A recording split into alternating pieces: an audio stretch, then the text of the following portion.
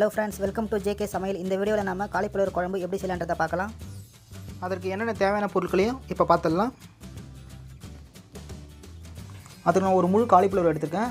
காலிஃப்ளவரை வந்து சின்ன சின்னதாக கட் பண்ணிவிட்டு சுட தண்ணியில் கொஞ்சம் உப்பு போட்டு வாஷ் பண்ணி எடுத்து வச்சுக்கோங்க. வெங்காயம் வந்து பெரிய வெங்காயம் 2 சின்ன சின்னதாக கட் பண்ணிக்கோங்க. 3 தக்காளி பொடியாக கட் பண்ணிக்கோங்க. கொஞ்சம் கொத்தமல்லி, கொஞ்சம் கருவேப்பிலை, சின்ன வெங்காயம் 4லேருந்து 5 எடுத்துக்கோங்க, அதாவது சாம்பார் வெங்காயம். பச்சை மிளகாய் 3, பொட்டுக்கடலை 2 ஸ்பூன், முந்திரி பருப்பு 8லேருந்து 10 நம்பர் எடுத்துக்கோங்க, கசகசா 1 ஸ்பூன், தேங்காய் பத்தை 2 பொடியாக நறுக்கி வச்சுருக்கேன், ஆயில் 50 ml, கடுகு உளுத்தம் பருப்பு 1/4 ஸ்பூன்.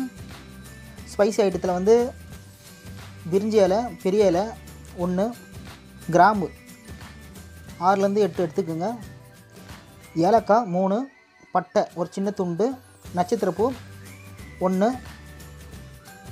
சோம்பு 1 ஸ்பூன், குழம்பு மிளகாய்த்தூள் 2 table spoon, chilli powder 1/4 spoon, மஞ்சள் தூள் 1/4 ஸ்பூன், சால்ட்டு தேவைக்கேற்ப, இஞ்சி பூண்டு பேஸ்ட்டு 1 ஸ்பூன்.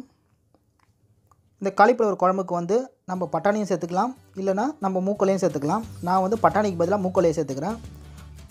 மூக்கடலையை 1 மணி நேரமாக ஊற வைத்து குக்கரில் ஒரு 2 விசில் வர வரைக்கும் வேக வச்சு எடுத்துருக்கேன். 100 கிராம் மூக்கல்ல.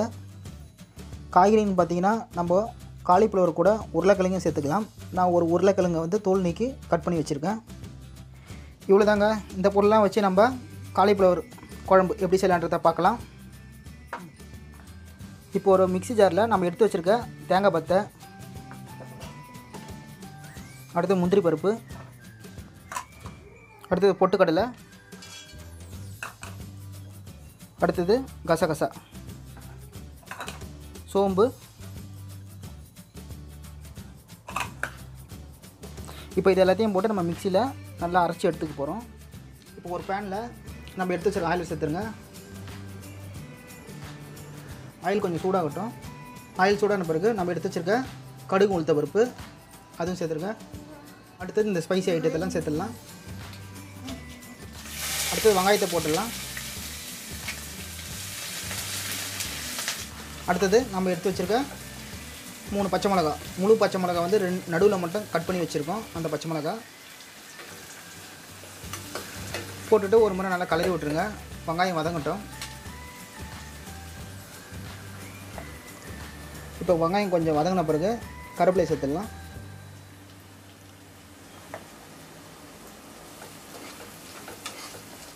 நம்ம எடுத்து வைக்க பெரிய வெங்காயம் சின்ன வெங்காயம் 2த்தையுமே போட்டு வதக்கிட்டோம். வதங்கினதுக்கப்புறம் நம்ம தக்காளியை சேர்த்துடலாம்.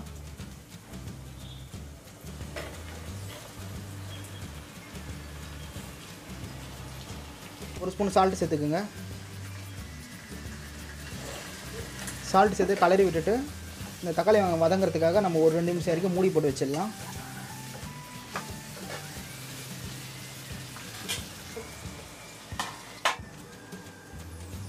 இப்போ 2 நிமிஷம் ஆயிடுச்சு. நம்ம மூடியை திறக்கலாம். இப்போ பாருங்கள், தக்காளி வெங்காயம் நல்லா பேஸ்ட் ஆகிடுச்சு. இப்போ இன்னொரு முறை நம்ம கலரி விட்டுட்டு இப்போ நம்ம எடுத்து வச்சுருக்க இஞ்சி பூண்டு பேஸ்ட் சேர்த்துடலாம்.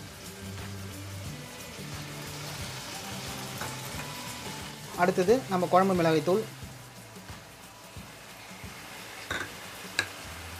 சில்லி பவுடர், மஞ்சள் தூள்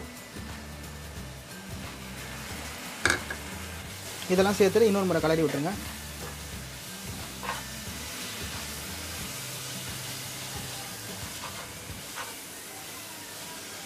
அடுத்து நம்ம மிக்ஸி ஜாரில் அரைச்சி வச்சுருக்க இந்த பேஸ்ட்டையும் சேர்த்துடலாம்.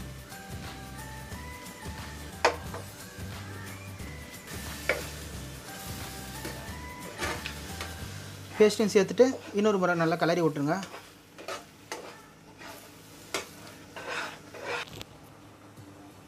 நம்ம க்ளீன் பண்ணி வச்சுருக்க காலிஃப்ளவரை சேர்த்துடலாம்.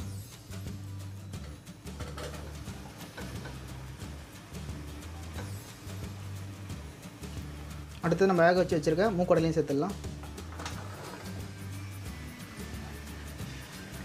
உருளைக்கிழங்கு அதையும் சேர்த்துருங்க. இப்போ தண்ணி 1.5 சொம்பு அளவுக்கு சேர்த்துக்குங்க. தண்ணி சேர்த்ததுக்கப்புறம் நல்லா கலரி விட்டுடலாம்.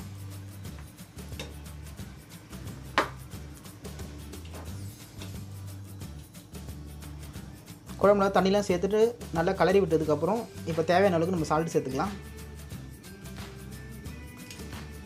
சால்ட்டையும் சேர்த்துட்டு ஒரு முறை கலரி விட்டுருங்க.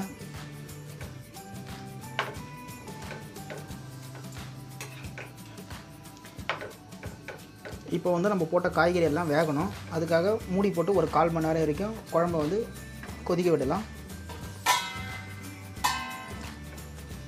ஒரு 1/4 மணி நேரம் வரைக்கும் ஆகட்டும்.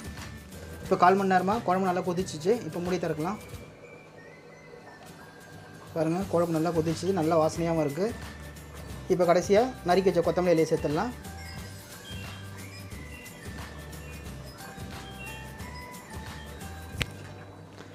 அவ்வளோதாங்க, நம்மளுடைய காலிஃப்ளவர் குழம்பு ரெடி ஆகிடுச்சு. இந்த வீடியோ பிடிச்சிருந்தா இந்த வீடியோ லைக் பண்ணுங்கள், ஷேர் பண்ணுங்கள். நம்ம ஜேகே சமையல் சேனலை இதுவரைக்கும் நீங்கள் சப்ஸ்கிரைப் பண்ணலாம், மறக்காமல் சப்ஸ்கிரைப் பண்ணிக்கோங்க. கூடவே வரும் பெல் பட்டனையும் ப்ரெஸ் பண்ணிங்கன்னா நம்மளுடைய புத்தம்புது வீடியோக்கள் உங்களுக்கு நோட்டிஃபிகேஷன் வந்து கொண்டே இருக்கும். மீண்டும் அடுத்த ஒரு வீடியோவில் சந்திப்போம். தேங்க்ஸ் ஃபார் வாட்சிங்.